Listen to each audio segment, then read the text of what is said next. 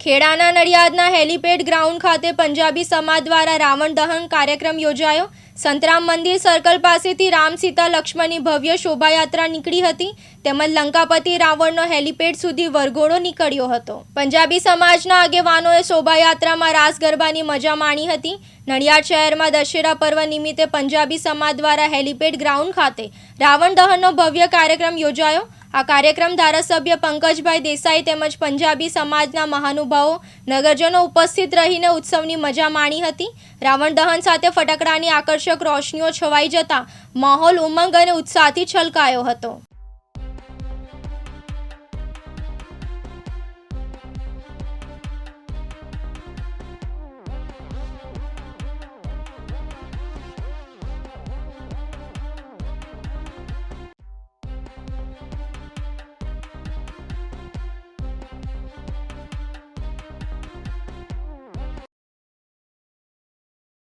તૃષાલ પંડ્યા, દિવ્યાંગ ન્યૂઝ, નડિયાદ, ખેડા।